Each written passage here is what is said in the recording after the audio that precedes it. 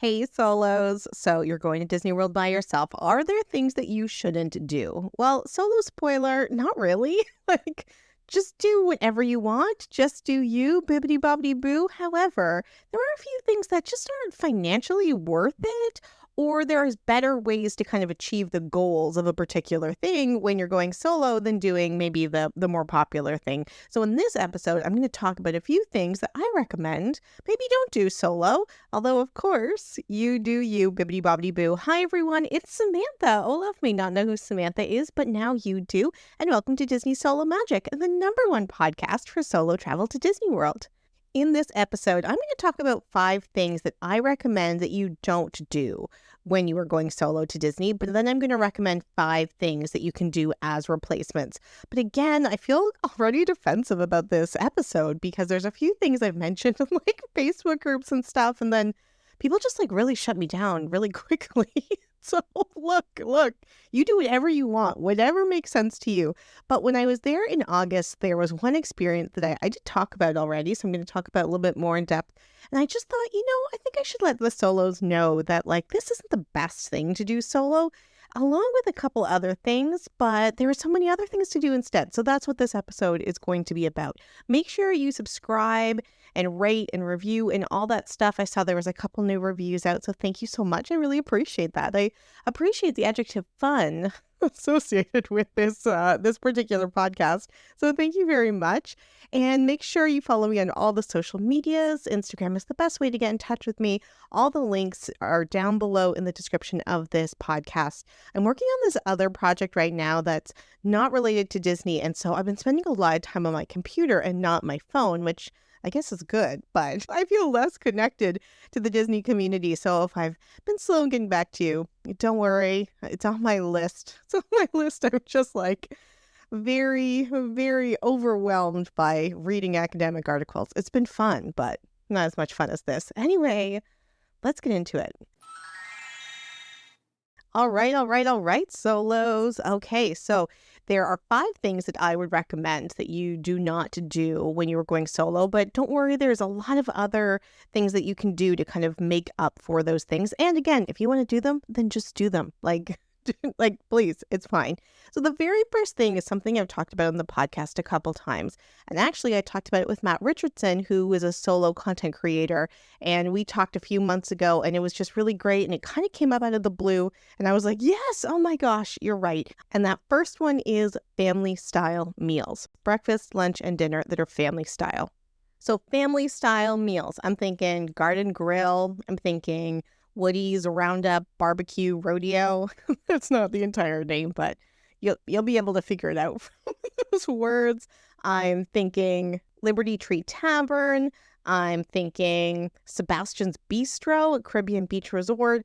Like, I'm thinking family style meals. And what family style meals are is there are like a variety of different options that are available for that meal. So let's say there's a steak option, and then there's a chicken option, maybe a fish option, and maybe a pork option, and then a whole bunch of sides that come with it. And they will bring a platter to the table that a family or a group of friends would be able to share. So, if Papa Bear likes more fish, then he'll eat all the fish. And if Mama Bear likes more chicken, then she'll eat all the chicken. And when you are done, because maybe the pork is like the favorite amongst the group, they will just bring more food out in what you request.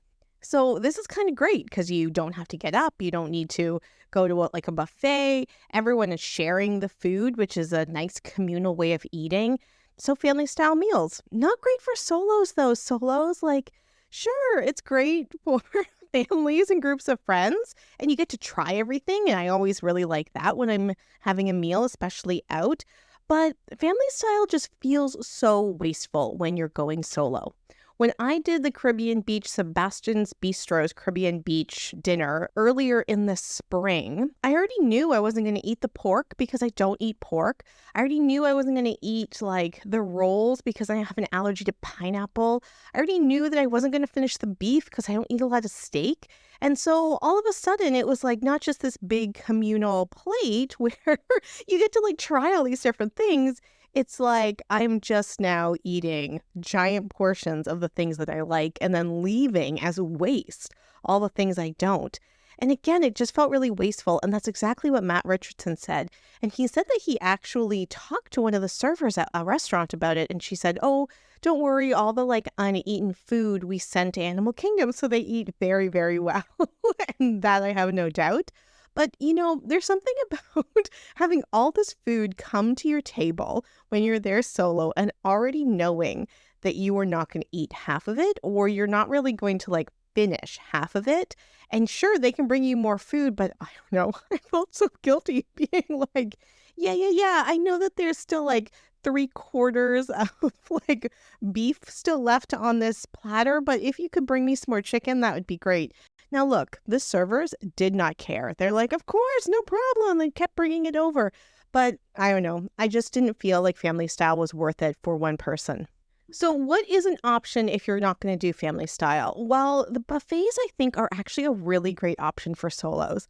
I love a buffet. And like, look, I'll go up multiple times and get plates full of shrimp. And I do not feel guilty at all that I've just like walked by the prime rib. Like other people are enjoying the prime rib. That's excellent. Let them enjoy it. I want to enjoy all of my shrimp. So I don't actually feel any sort of a lot of food waste guilt at a buffet versus family style. Something about a family style I just feel like is so, so wasteful. Maybe it's because you are actively wasting the food because it is on your table, whereas at a buffet, you're like, somebody else I'm sure will eat that. No worries. Don't worry about that. I also think the buffets are actually the best for solos because I'm sure all of you have been to a buffet where like everyone goes up at the same time, but then does everyone come back to the table at the same time?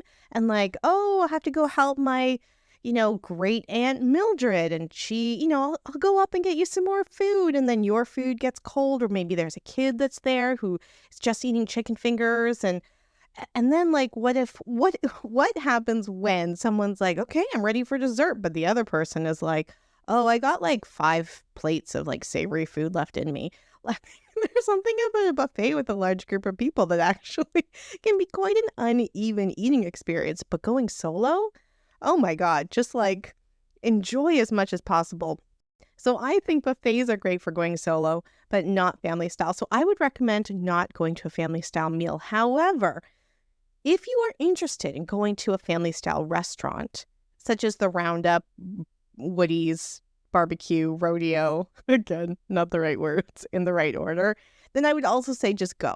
Like, here's the thing about this list. I've said this multiple times. You do you, bibbidi bobbidi boo. So if you want to go and check out the new-ish restaurant in Toy Story, which is what I did, then just go and know that you're going to have some food waste.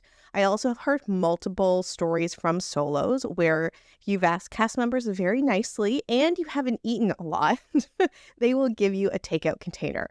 Usually family style restaurants, just like buffets, don't have takeout containers because they don't want you to like have 14 meals off the one meal that you paid for. But I have heard for some solos, if you've asked nicely, they can often bend the rules. So if there is a family style restaurant that you want to go to, then go, but know that there'll probably be some food waste in that. Maybe that's not super awesome. All right, number 2 on the list of things that I wouldn't recommend solos do is rent a minivan. So there are a lot of different transportation options at Walt Disney World. I've talked about them in multiple episodes. There are buses, there are boats, there is walking, but there's also rideshare like Uber and Lyft and all of that stuff. Now, a few years ago, Disney collaborated with Lyft to have a minivan service, MINNIE, and the like SUVs that are the minivans are so cute. They are just the cutest. They are red with white polka dots. They are adorable. And those minivan that you can book through the Lyft service has cast members who drive the cars. So it is cast member service, cast member safety, all of that stuff. And if you just get a regular Lyft, then it's just like a regular person from Orlando driving you to and from wherever you want to go. So why don't I think you should get a minivan if you are going to use a Lyft sharing service at Walt Disney World by yourself?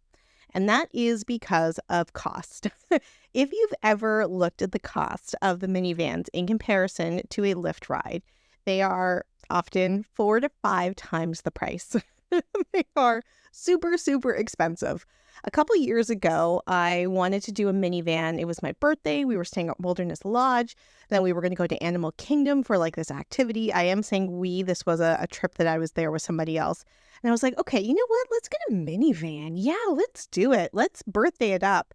And a lift to Animal Kingdom from Wilderness Lodge or Fort Wilderness was like $11. And the minivan was like $35, $45. So I was like, oh, no, no, no. The price is so much more expensive than a regular lift. Now, maybe you aren't worried about budget, but here is one of the reasons, or a couple of the reasons why that is such a higher cost. And it is because of the safety features that minivans have, especially for children. It is for the safety features that minivans have. It's for the safety features minivans will have, especially for children.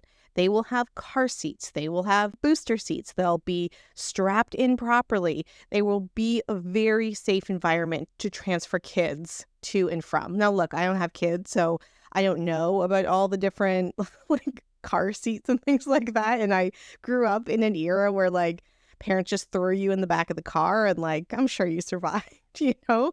So I don't actually know all the safety stuff, but that's actually one of the reasons why the minivans are so expensive, because that level of safety is higher for big families.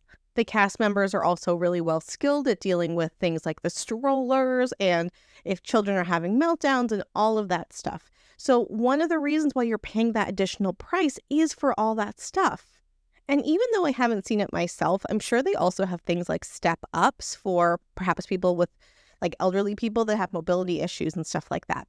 So when you're going solo, you don't need to worry about a child's safety. I don't know, that's a funny thing to say. Is that free to you? Anyway, forget that. You're not worried about a car seat. You aren't worried about wrangling your family of 5 into one vehicle and just making sure that everyone gets there in one piece. You are just, as an adult, going to and from the places that you need to go. And here's the things that I have found about Lyfts and Ubers in the Walt Disney World Resort. So in that little stretch of property that is the size of San Francisco, I have found that the drivers and the drivers are the friendliest I've ever seen, and the cars are the cleanest I've ever seen. I am not saying that the Orlando Lyfts and Ubers are like that. I'm saying the Disney ones, the drivers that really just spend their time in that Disney property doing the $5 and $10 lifts all day long. Those cars, those drivers are so friendly. Those are so clean. The safety, like just as like a human adult is, excellent, excellent, excellent.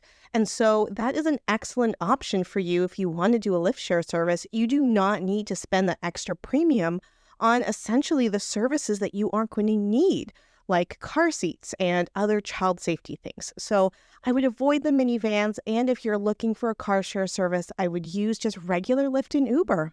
But of course, if you don't care about cost, then you do you, bibbidi bobbidi boo. All right, number 3. Maybe this is controversial, I don't know, but I would not stay at club level solo. Ooh, I don't know how people are going to feel about this. So, and this is just from a cost perspective. So there are certain rooms at the deluxe resorts and at the Coronado, which is a moderate resort, that are identified as club level. And I'm putting that in like little air quotes, even though you can't see me. When you're staying at club level, you have a club room that has catering for most of the day, as well as cast members that act as like extra concierges and other kind of like little perks. But of course, I have found that you get more of those little perks, like the more you know what little perks you can get. So for example, when I stayed at club level at Coronado, I heard other people ask for ice, like Mickey bars, like ice cream Mickey bars. So then I started asking for ice cream Mickey bars and they brought them to me, but it wasn't actually, which makes me sound like a princess.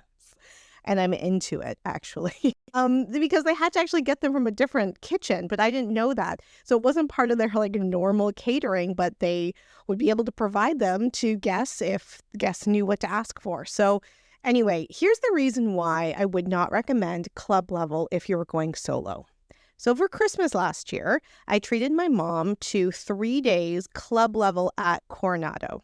And I did the math and I found the cheapest week that you could do club level. And I got us a 1-bedroom suite, which was amazing. And in doing the math, I realized that if you ate in the club level room, and I will talk about that in a second, for breakfast and for dinner, and you really did not spend any other money on like big character dinings or big expensive meals, then you were not paying that much more for club level in comparison to a 1-bedroom suite normally that you would buy food on top of that. So I said to my mother, this will be your Christmas present, but you cannot eat anywhere else.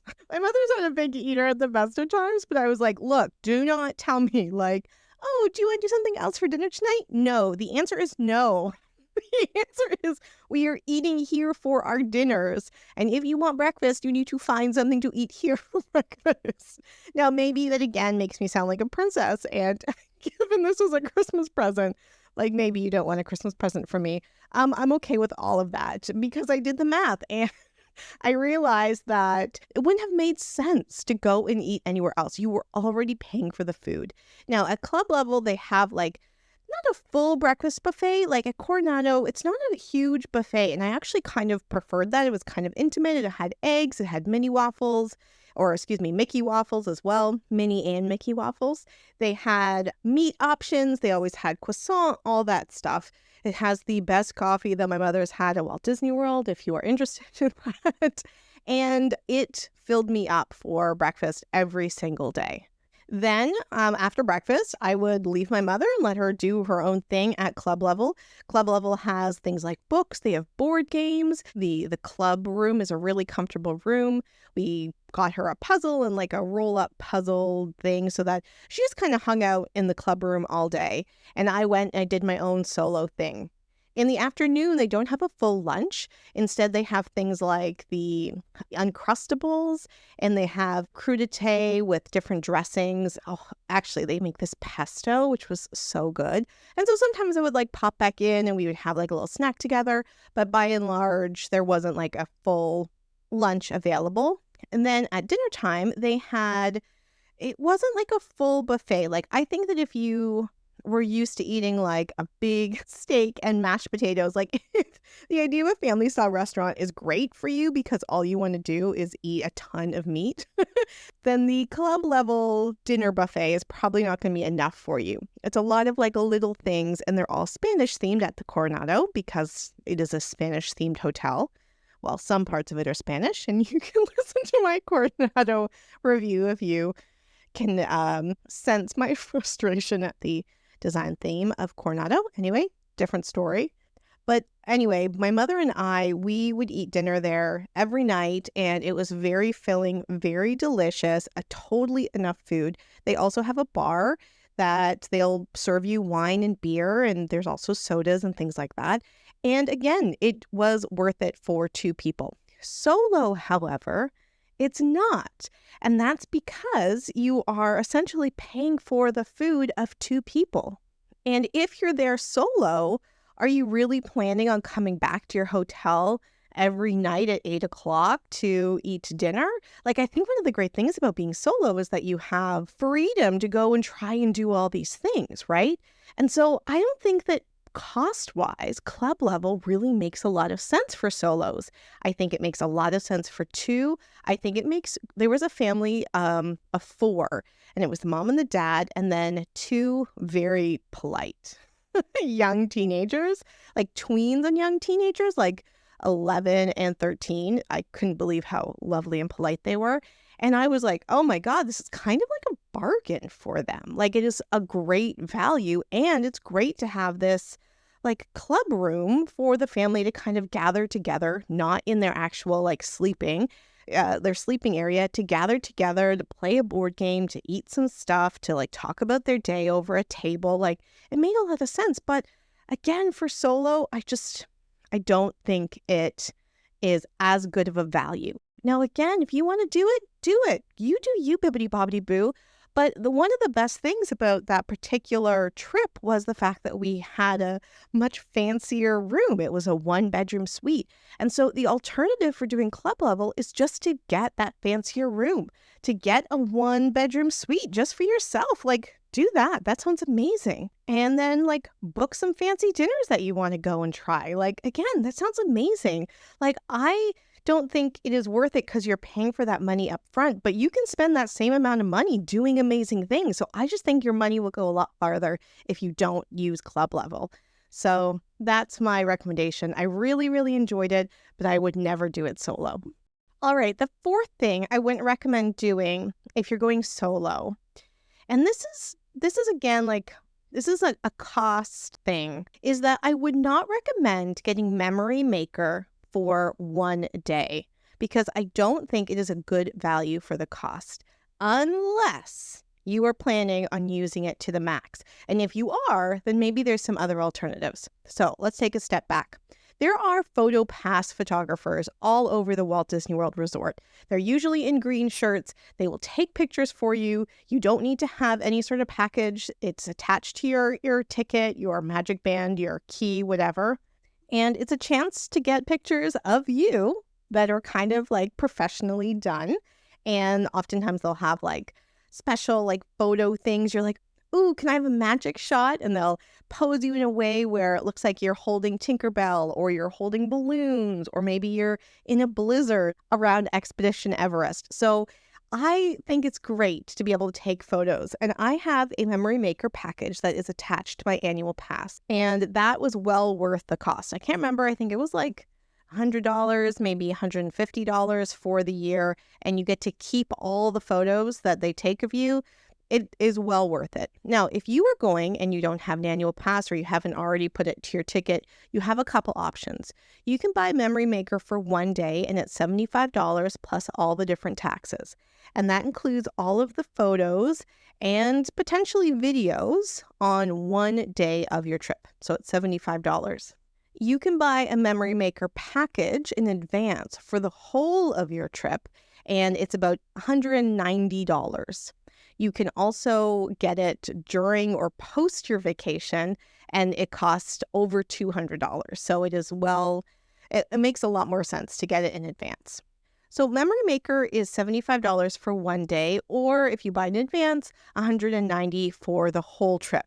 So just looking at the numbers, it is obviously better if you're going for a few days, especially if you're going for like a week or 10 days, to get the Memory Maker in advance for the whole trip.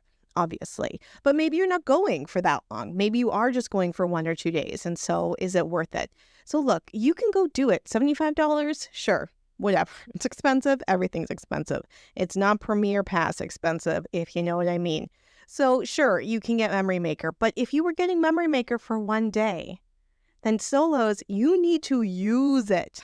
You need to stop at every single PhotoPass photographer that you see. When you are posing, you need to pose. You need to supermodel pose. You need to Vogue. You need to like make sure you take advantage of every single movement your body can make when there's a photographer in front of you. Because if you're like, oh, it's okay, I'll just go and I'll get a couple photos, and then it's the $75 is not worth it. If you're getting it for the whole trip, then I mean the pressure is a little bit less to have to make sure that every single picture is excellent, right? But if you're getting it for one day, it is so disproportionate to the price of getting it for the whole trip that you really need to make sure that you use it. Now, the reason why I'm putting this in a solo conversation is because when you are going solo, it is harder to ensure that you get pictures of you from all these different angles, but also it might make you feel a little bit awkward to be an adult by yourself, posing by yourself in front of the castle or in front of Tower of Terror or I don't know, anything. You might feel kind of awkward. And so maybe you're a little shy and you go to the PhotoPass photographer and you're like, hi, could I do a picture? And then you just kind of like smile nicely and then you move on to the next one. No, you need to make use of it. Live your best solo life. And actually, like the more fun and the more you lean into it with the pass photographers, the more usually the cast members will again read your energy and come back and maybe ask you to pose in different ways. So I don't think it is financially worth it to get it for one day unless you are planning on really, really making use of that. But on the other hand, if you are planning on doing your very own photo shoot while you have your memory maker, then maybe you want to do your very own photo shoot. And there are options for doing that are about $100 that are available at all 4 parks. They're 20 minutes and it's you and a PhotoPass photographer, as well as like a little security guard. And you go around to different places and you have your own photo shoot. I interviewed Wendy Green for the podcast, and she talked about how she did a capture your moment at Magic Kingdom, and she said it was just the most transformative, wonderful experience. She loved being there with the cast members, and she just felt like oh God, it was such a beautiful conversation. Please make sure you go check it out. It was just so empowering for her to be able to pose and to interact with these cast members and get more comfortable with them over the 20 minutes you have just their experience with you. And she said it was really, really well worth it for being solo. So again, that's about $100. It's 20 minutes in one park. You book it in advance. And I think that if you are going to just pose your heart out, then maybe that is a better value than doing Memory Maker for one day at $75. Because yeah, you could get a lot more pictures for sure if you're doing Memory Maker. But here's the opportunity for you to like really be the star in your own PhotoPass photo shoot, and well worth it.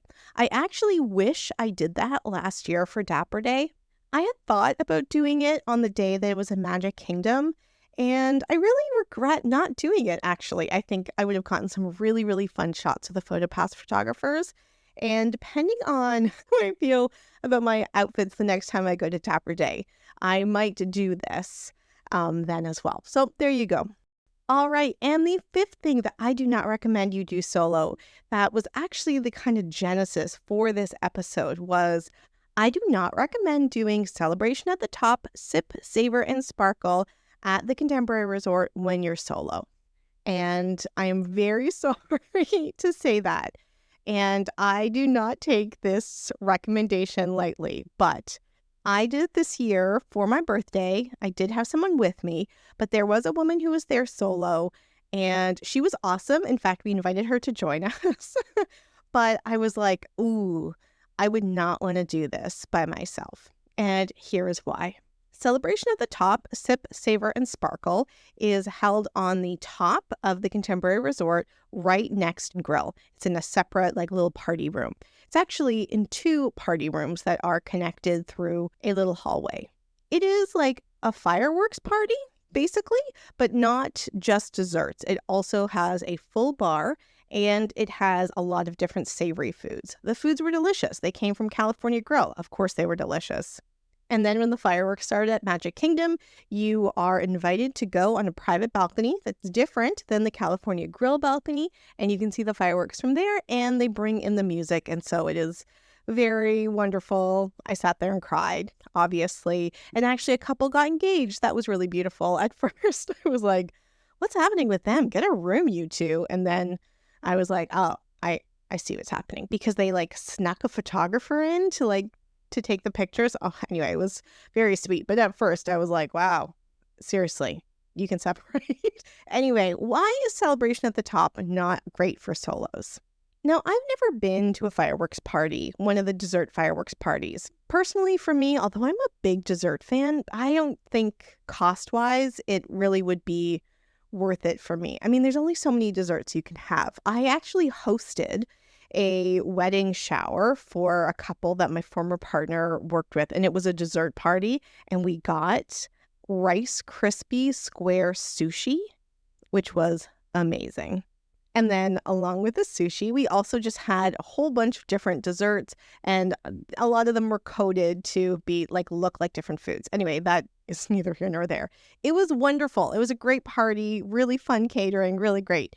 But there was a point 45, 50 minutes where people were clearly oversaturated by sugar. And all I needed to do was like find some carrots or something to just like change the energy to like bring some nutrients back into the room. So when I think about dessert parties, I kind of think of them like Disney fireworks dessert parties. I kind of think of them in the same way that at some point you're just going to be like, oh God, I really need like a fruit or a vegetable to like offset this sugar. So I've never done a dessert party. But if you are doing a fireworks dessert party on a boat, because sometimes they do the dessert ones on boats, or at Magic Kingdom, you are there eating your desserts and enjoying your drinks and also being able to look around at Tomorrowland, at Bay Lake, at Seven Seas Lagoon. Like, there are things for you to look around and do. At Celebration at the Top, however, there isn't any place for you to look around because you're at the top of this building and it is dark out. So there are tables set up in both of the rooms, and you get your little name tag and you bring it to a table and you save your table. And there's like 4 tables that are along one wall in one of the rooms. And from those tables, which I was not sitting at, you can see Magic Kingdom. Now, where we were sitting, we were in the other room. We were also on the window. And if you like looked very far in the distance, you actually do see Spaceship Earth, which is pretty cool. But it's dark. You can't really see anything. So instead, what most people do is you talk to the people that you're with. And it is kind of romantic. It's kind of intimate. You know, they have some like fake candles everywhere. But if you're there solo, like, what are you going to do? You can't look out the windows too much because it's just dark. And you're going to pull out your phone. You're going to pull out your phone and play with your phone and like maybe take some great selfies. Awesome. You do you. But that is not what you're paying for. It is great to have the views of the fireworks, and it is great to have this delicious food. But when you're just sitting in these rooms by yourself waiting for the fireworks to start, you really don't have anything to look at or do. I think if you're at a dessert party at Magic Kingdom, you're able to like look around at Magic Kingdom, which I think is pretty awesome. And I don't have a problem eating alone. I've like always ate alone, which makes me sound like a loner. But I remember like in high school, I'd be like, okay, everyone, I'm going to see you later. I'm just going to go to this expensive sushi restaurant and just like be by myself for an hour. I mean, yes, I did that and it was great. So I never had a problem eating alone. So it's not the eating alone part. It's that there isn't anything to fill up your sight lines and to entertain you while you're waiting for the fireworks to go on. Now, yes, of course, you can eat as much as you want. The food was wonderful and we were sitting close to the food and the cast members were amazing and the chefs came out to talk with us because I had an allergy issue. Everything about the event was fantastic, but I would not have wanted to do it alone because I think it would have felt really lonely because there is really nothing to look at or do except your phone, and that is not a good way to spend money by looking at your phone. The cost per person was over $200 with tax and tip and all of that stuff. And yeah, totally not worth it. So what can you do instead, solos? You actually have quite a few options. And the best one is just to go to California Grill and have a delicious dinner there. Again, it's not the eating alone that's the problem. It's the not having other things to do and look around while you're waiting for the fireworks to start. But I don't think that is an issue at California Grill if you're having dinner there. Sure, you might be looking at your phone. That's okay. But you're also not paying this additional premium to be in a special room to do these special things. You're now in a restaurant. Or maybe you don't need your phone. Like every time I've eaten at California Grill solo, I'm not really on my phone that much because there is a lot to look at. There's the whole restaurant. There's people watching. It's amazing. Whereas at Celebration at the Top in this intimate event, you can't people watch when there's only like 40 of you and everyone is sitting in like little tables of 2. Then you're just staring, right? What's the line between people watching and staring? So I would just recommend going to California Grill for a delicious meal and then staying to watch the fireworks.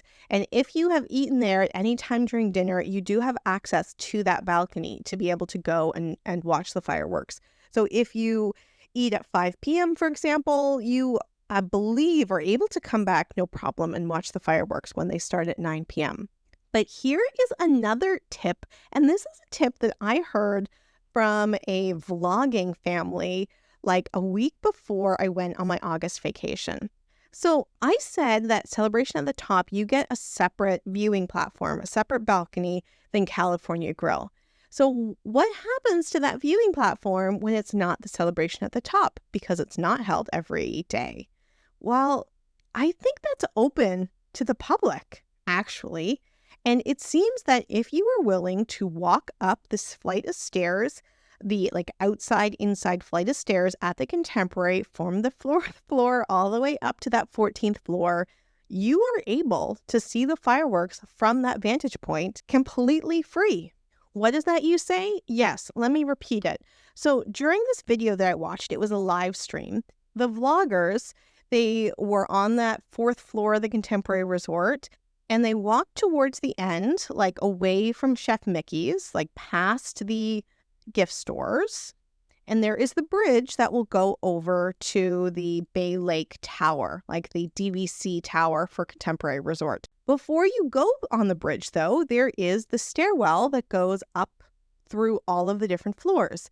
It's inside, outside. So if it's raining, you're going to get wet for sure. But generally, it is covered. That stairwell is part of the design of Contemporary Resort. So you can just walk up it. It's not the hallway where the rooms are. It's the outside stairwell of the hotel. That, again, was part of the design. And if you walk up that stairwell on a day where Celebration of the Top is not happening, you are able to access that private viewing platform, that private balcony, without having to eat at California Grill. And the vloggers that I watched were not like vloggers that were trying to like break into things. They took the stairway up and there were other people there. And they were like, yeah, this is our like semi-private secret viewing platform. And my trip last time in August was too full to figure that out by myself. But when I was there watching the fireworks from Celebration of the Top, I saw where the stairwell came out. It was literally right there. And there was a gate, but I don't think that gate is closed all the time. In fact, later on, I went out on the balcony again for like one last selfie before we went back to our hotel. And I saw that the gate was already open. So I think they just close it for the Celebration of the Top pre and post fireworks or pre and during fireworks, but generally it's open. So go check that out and let me know if it works for you. I cannot wait to try that myself. All right, so that is my list of 5 things I don't recommend doing if you're solo. I hope it's not overly controversial. They really are based on, like I said, just like cost benefit analysis. Club levels, minivans, family style, memory maker for one day. Like none of this is like makes sense financially. And then something at Celebration at the Top, like there are other ways to do those things. And I should say with Celebration at the Top too, like another alternative is just to go to a dessert party that's a little bit less expensive and there'll be more to look at and more to do. I don't think you should not do these things. I just want to make sure you have the best experience as possible. And I don't know if those things are as designed for solos just to have the best time. Now, make sure you listen to my episode from last week on the enchanted extras that you can do at the 4 parks or 3 to the 4 parks, because those are excellent, excellent things to treat yourself and do solo. And so is the episode that I did a few weeks ago on all the things that you can do at the resorts. So again, I don't know why I'm speaking so defensively to you. I think you all kind of get it. But like, I want you to have the best time and to spend the money in the best way possible. And these 5 things I just don't think are the best value for money for solos. But let me know. Have you done these things? Do you disagree with my recommendations of things not to do?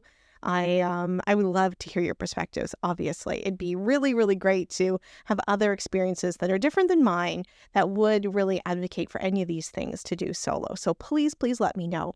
All right, so next week is Halloween week, and I'm going to do another episode on Disney bounding because I want to maybe inspire some just regular like work outfits on Halloween day if your workplace doesn't necessarily speak very highly of just like a random costume in the middle of the week, then maybe something like Disney bounding just in your like everyday life might be more fun. So anyway, I'm going to talk about Disney bounding. And then the week after that is the American election. And I'm going to do a special episode. Don't worry, it has nothing to do with politics.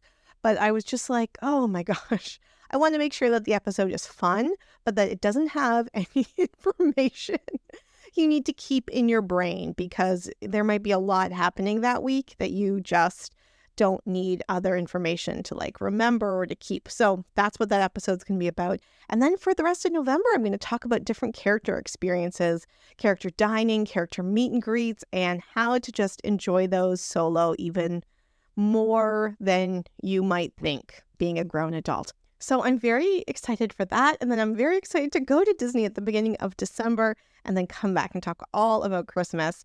My Christmas episode, I feel like, was one of the first Christmas things. Disney has announced so much they're doing for Christmas, extra stuff for Jollywood Nights. They've talked about all the different like foods and all this stuff. So please make sure if you're interested in going for Christmas, you see all those Disney posts about that as well. And I will let you know what my experience is when I come back, which is the first week of December. Gosh, like 40 days, something like that. So exciting. All right, solos, until next week. Bye. Hey Solos, it's Samantha. I hope you enjoyed this episode as well as all the episodes of Disney Solo Magic. It has been so wonderful to create this podcast content for you and to help build this community of conversations about solo travel to Disney. And I really, really thank you for participating in the conversation. It would be even extra awesome if you could participate in the conversation by letting other people know that this conversation is happening. Please make sure you subscribe to the podcast, rate it, share it with others, and even providing a review helps the algorithm let other people who are interested in Disney content find out about this podcast. You can also find me on Instagram, Threads, and Facebook, although Instagram is the best way to get in touch with me. My Instagram handle is Disney_solo_magic_podcast. And you can find links to all that social media content in the description of this podcast below. Thank you again for sharing the magic of solo travel to Disney, and I can't wait to keep creating content for you. Bye!